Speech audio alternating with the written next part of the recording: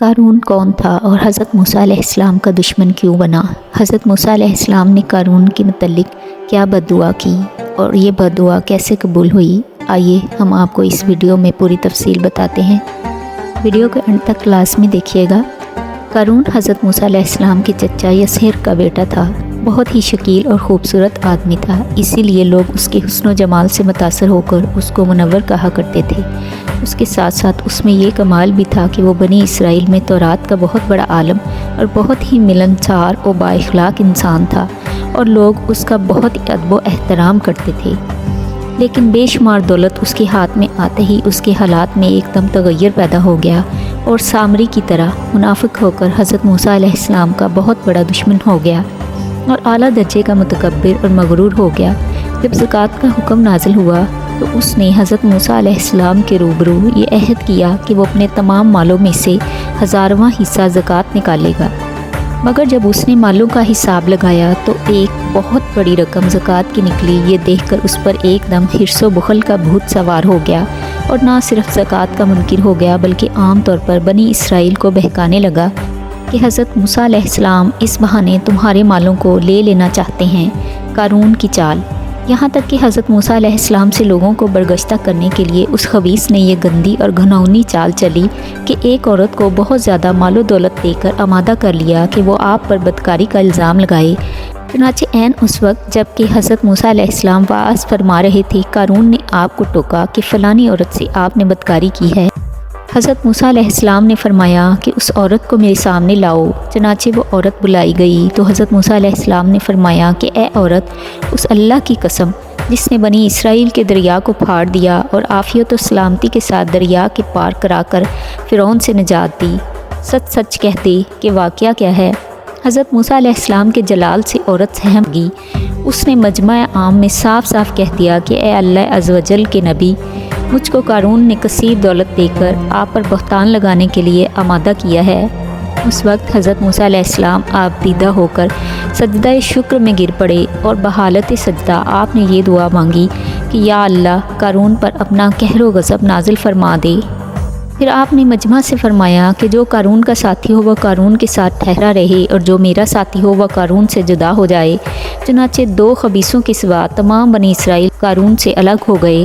پھر حضرت موسیٰ علیہ السلام نے زمین کو حکم دیا، اے زمین تو اس کو پکڑ لے، تو قارون ایک دم گھٹنوں تک زمین میں دھنس گیا۔ پھر آپ نے دوبارہ زمین سے یہی فرمایا تو وہ کمر تک زمین میں دھنس گیا۔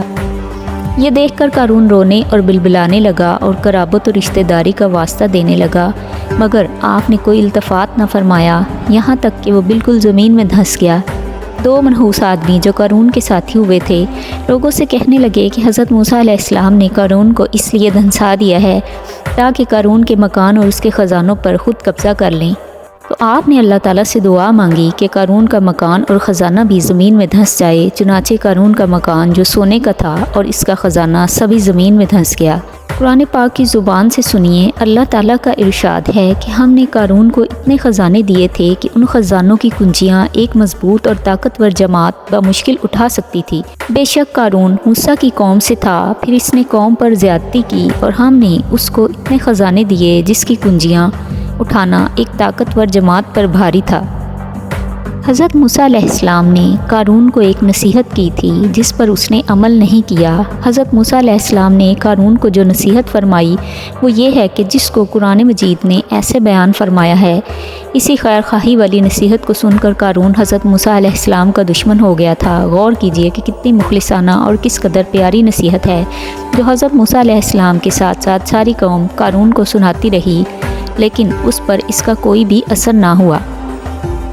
جب اس سے اس کی قوم نے کہا اتراؤ نہیں، بے شک اللہ اترانے والوں کو پسند نہیں کرتا، اور جو مال تجھے اللہ نے دیا ہے اس کے ذریعے آخرت کا گھر طلب کر اور دنیا سے اپنا حصہ نہ بھول، اور احسان کر جیسا اللہ نے تجھ پر احسان کیا، اور زمین میں فساد نہ کر، بے شک اللہ فسادیوں کو پسند نہیں کرتا۔ قارون نے اپنے مال کے گھمنڈ میں اس مخلصانہ نصیحت کو ٹکرا دیا اور خوب بند سور کر تکبر اور غرور سے اتراتا ہوا قوم کے سامنے آیا اور حضرت موسیٰ علیہ السلام کی بدگوئی اور اعزار ثانی کرنے لگا۔ اس کا نتیجہ کیا ہوا اس کو قرآن کی زبانی سنیے۔ خدا کی اس قاہرانہ گرفت پر خوف الہی سے تھر تھراتے رہیے۔ اللہ اکبر۔